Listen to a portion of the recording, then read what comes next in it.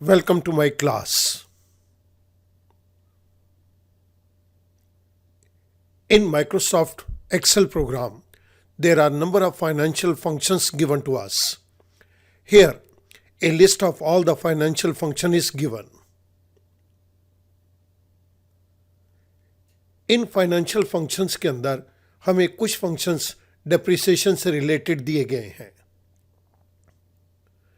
Microsoft Excel has built-in depreciation functions for multiple depreciation methods, including the first one is the straight line method, that is SLN function. The second one is the sum of the year's digits method, the SYD function. The third one is the declining balance method, the DB function.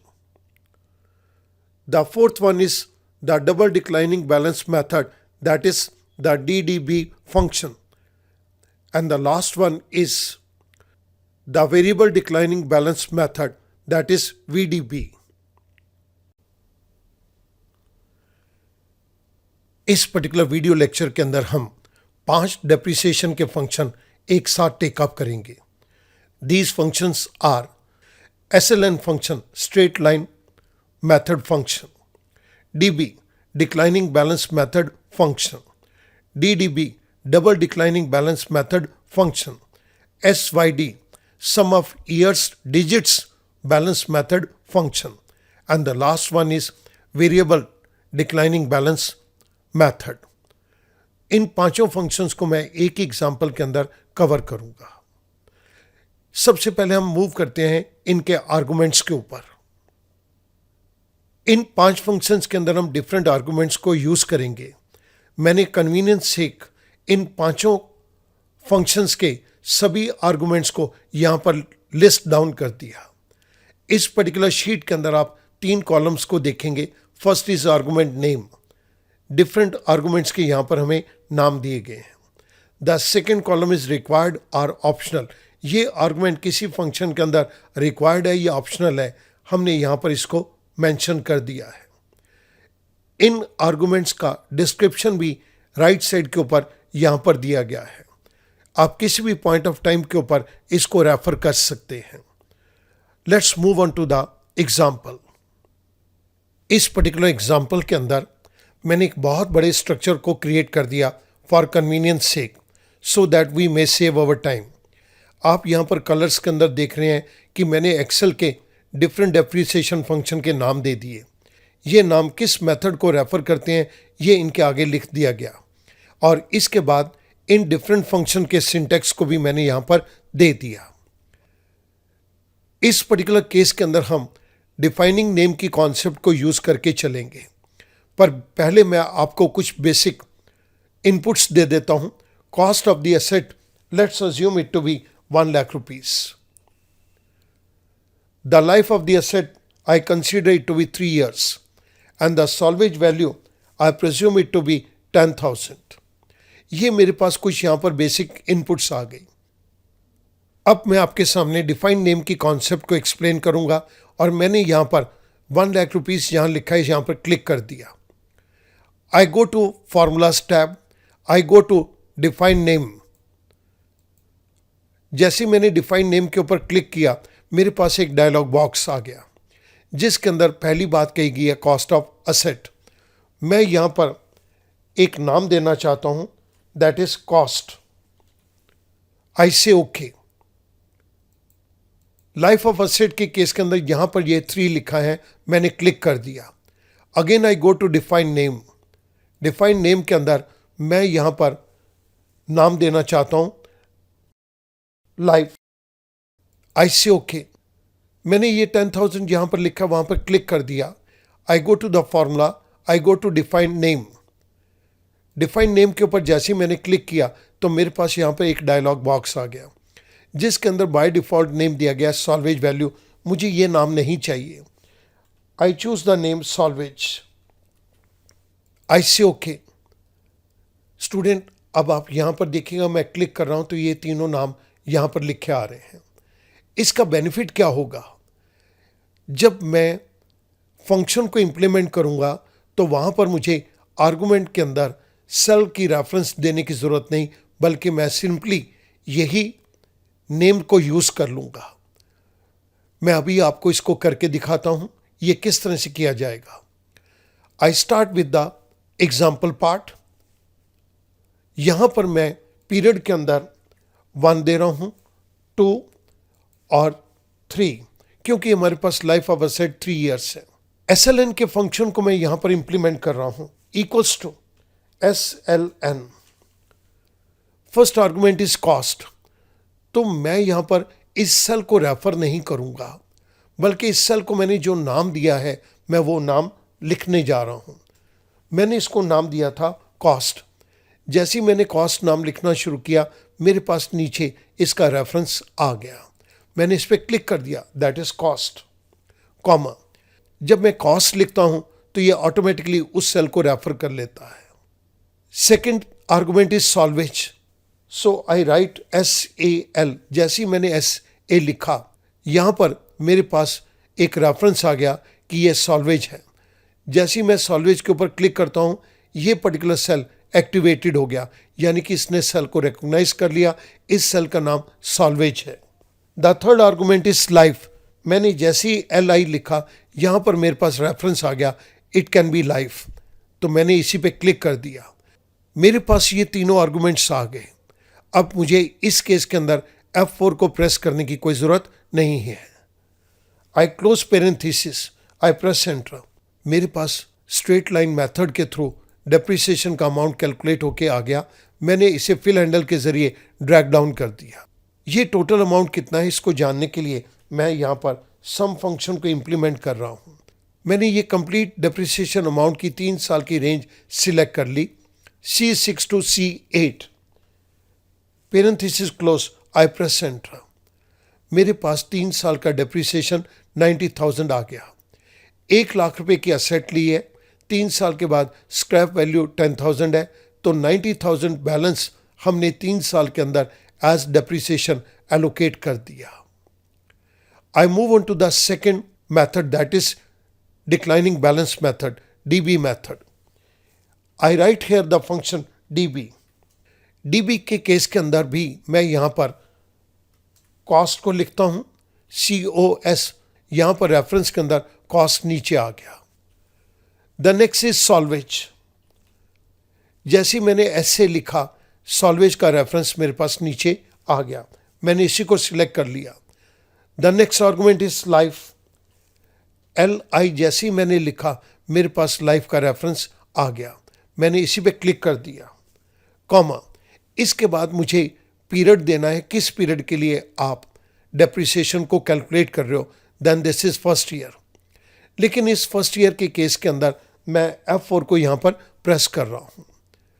इससे तो ये complete cell absolute हो गया, पर मुझे column को absolute बनाना है और सेल को रिलेटिव रेफरेंस के अंदर ही रखना है। तो मैं एक बारी और F4 को प्रेस कर रहा हूँ।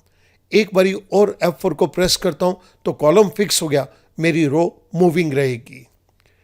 आई close parenthesis, I press enter. Declining balance ने मुझे डेप्रिसिएशन को कैलकुलेट करके दे दिया।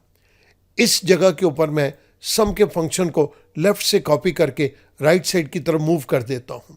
मेरे पास डिक्लाइनिंग बैलेंस का टोटल अमाउंट डेप्रिसिएशन का आ गया। स्टूडेंट नोट करेंगे, इस केस के अंदर जब मैं क्लिक कर रहा हूं तो ये आपके सामने फंक्शन लिखा हुआ है। इस फंक्शन के अंदर एक खास बात ये हो गई कि हमने सेल को रेफर नहीं किया, बल्कि सेल को नेम दे दिया। जब सेल को नेम दे दिया तो मुझे यहाँ पर F4 को प्रेस करने की भी ज़रूरत नहीं है। ये ऑटोमेटिकली एब्सोल्यूट रेफरेंस के अंदर कन्वर्ट हो गया। इन दोनों फंक्शंस के अंदर हमने ये फंक्शन लिखा है। DB के केस के अंदर हमने ये फंक्शन लिखा था। Now I move on to the third depreciation method, that is DDB, double declining balance method. Again first argument is cost, तो मैं यहां पर COS जैसे ही कॉस्ट लिखता हूं, कॉस्ट की रेफरेंस यहां पर नीचे आ गई, मैंने यहीं से सिलेक्ट कर लिया cost. The next is salvage. S A, जैसे ही मैंने एस ए लिखा मेरे पास इस पर्टिकुलर आर्गूमेंट की रेफरेंस यहाँ पर आ गई। मैंने यहीं से आर्गूमेंट को सिलेक्ट कर लिया। The next is life, that is the third argument. I right L I, जैसे ही एल आई मैंने लिखा थर्ड आर्गूमेंट की रेफरेंस मेरे पास यहाँ पर आ गई। मैंने यहीं से इसको सिलेक्ट कर लिया। द नेक्स्ट इज पीरियड, किस पीरियड के लिए हम डेप्रिसिएशन को निकालना चाहते हैं, that is given to us in B6। मैं इस चीज को एब्सोल्यूट रेफरेंस के अंदर कन्वर्ट नहीं करूंगा, कॉलम तो सेम रहेगा बट रो नंबर चेंज होनी चाहिए। So I press F4 once, twice and thrice. जैसे ही मैंने 3 बारी F4 को प्रेस किया मेरे पास कॉलम फिक्स हो गया पर मेरी रो मूविंग रहेगी। The last argument is factor, this is optional, मैं इस केस के अंदर इसको इंट्रोड्यूस नहीं करूंगा। अगर मैं ये नहीं भी लिखता तो excel function by default factor 2 value को लेके चलेगा। I close parenthesis, I press enter. मेरे पास यहाँ पर डबल डिक्लाइनिंग बैलेंस के अंदर फर्स्ट ईयर का डेप्रिसिएशन अमाउंट आ गया। मैंने फिल हैंडल के जरिए इसको ड्रैग डाउन कर दिया और नीचे मैं यहाँ पर लेफ्ट से सम के फंक्शन को ड्रैग करता हुआ राइट साइड की तरफ ले आया। मेरे पास डबल डिक्लाइनिंग बैलेंस मेथड का टोटल डेप्रिसिएशन अमाउंट आ गया। I move on to the fourth function, that is variable declining balance method, equals to VDB। Again argument के अंदर मैं सेल नंबर को रेफर नहीं कर रहा बल्कि मैं यहाँ पर नेम को रेफर कर रहा हूँ। सो मैंने यहाँ पर COS, जैसी मैंने कॉस्ट लिखने की कोशिश करी मेरे पास सेल का रेफरेंस यहाँ पर आ गया। ये आर्गुमेंट मैंने नीचे से ही सिलेक्ट कर लिया, comma. Second argument is salvage, I simply right SA। मेरे पास सेकेंड आर्गुमेंट का भी रेफरेंस आ गया। मैं इस सॉल्वेज पे क्लिक करता हूँ। जैसे ही मैं इस सॉल्वेज पे क्लिक करता हूँ आप देख रहे हैं कि यहाँ पर सॉल्वेज वैल्यू का ये सेल सिलेक्टेड हो गया। The third argument is life, I right LI। जैसे ही लाइफ लिखा ये मेरे पास इस आर्गुमेंट का रेफरेंस यहाँ पर आ गया। मैंने यहीं पर क्लिक कर दिया। जैसे मैंने लाइफ पे क्लिक किया आप देख रहे हैं कि लाइफ वाले सेल के अंदर जहाँ पर वैल्यू 3 दी गई है ये सिलेक्टेड है। इस डिफाइंड नेम का बेनिफिट ये हो गया कि मुझे बार बार F4 को प्रेस करके इनको एब्सोल्यूट रेफरेंस के अंदर कन्वर्ट नहीं करना पड़ रहा बल्कि मैंने इन सेल्स को वैल्यू की जगह इनको एक name they the. The next is start period. Start period के केस के अंदर मेरे पास ये स्टार्ट पीरियड है लेकिन इसको मुझे 0 तक लेके जाना है। I press F4 once, twice and thrice. इस केस के अंदर हमारे पास ये कॉलम फिक्स हो गया बट हमारी रो मूविंग है। मुझे यहाँ पर 0 पीरियड से स्टार्ट करना है तो मैंने -1 कर दिया, comma. The next argument is and period. And period को टेकअप करने के लिए मैंने इसी जगह पे क्लिक कर दिया और मैं यहाँ पर अगेन F4 को 3 बारी प्रेस करूँगा, फर्स्ट, सेकेंड और थर्ड टाइम जब मैंने इसको प्रेस किया तो मेरा B कॉलम फिक्स हो गया बट मेरी रोज मूविंग है।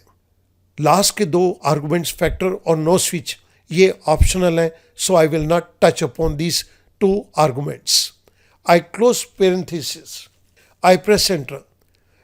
वेरिएबल डिक्लाइनिंग बैलेंस मेथड ने मुझे फर्स्ट ईयर का डेप्रिसिएशन निकाल के दे दिया। फिल हैंडल के जरिए मैंने इसको ड्रैग डाउन कर दिया। सम के फंक्शन को मैंने लेफ्ट से कॉपी किया राइट की तरफ तो मेरे पास VDB फंक्शन का टोटल डेप्रिसिएशन 90,000 रुपीस आ गया।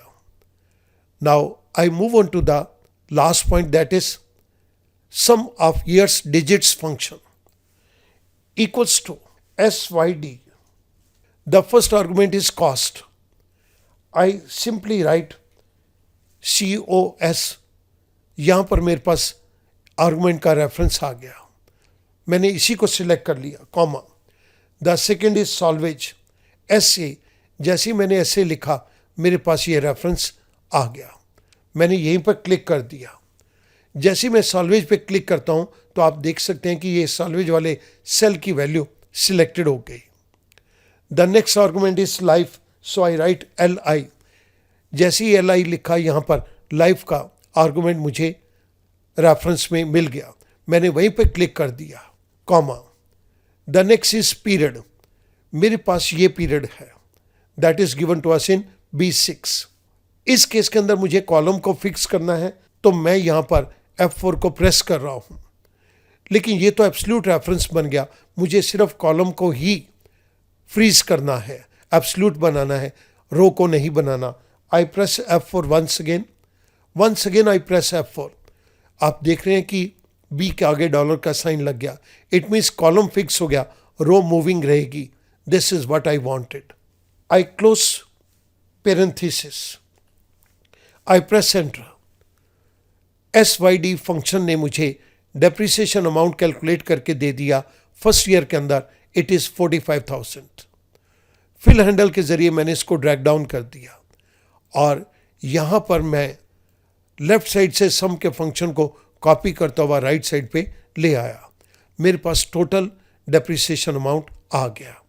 हमने इन 3 फंक्शंस के अंदर जिन वैल्यूज को यूज किया है, मैं आपकी रेफरेंस के लिए वो यहां पर दे रहा हूं।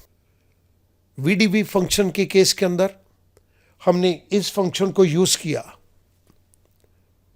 और लास्ट फंक्शन SYD के केस के अंदर हमने इस फंक्शन को यूज किया। ये मैं यहां से कॉपी करके आपकी रेफरेंस के लिए पेस्ट कर रहा हूं। स्टूडेंट, हमने इस केस के अंदर डिफाइंड नेम की कॉन्सेप्ट को यूज किया है। यहां पर मैं आपको इससे रिलेटेड कुछ स्टेप्स को दे रहा हूं। You will go to formulas and you will go to defined name like this. Formulas के अंदर हम डिफाइंड नेम के अंदर जाएंगे। डिफाइंड नेम के अंदर हम ये डिफाइंड नेम को चूज करेंगे तो एक डायलॉग बॉक्स ओपन हो जाएगा। आपको अपने फंक्शन के आर्गुमेंट का जो नाम रखना है आप यहाँ पर रख के इसको ओके कर दीजिए। Then that will be applicable to the whole workbook. अगर आप होल वर्कबुक के ऊपर अप्लाई करना चाहें तो पूरी वर्कबुक के ऊपर अप्लाई कीजिए, नहीं तो अगर आप जिन शीट के ऊपर अप्लाई करना चाहते हैं आप ये उसके ऊपर अप्लाई कर सकते हैं। मैं अभी इसको कैंसिल कर रहा हूं।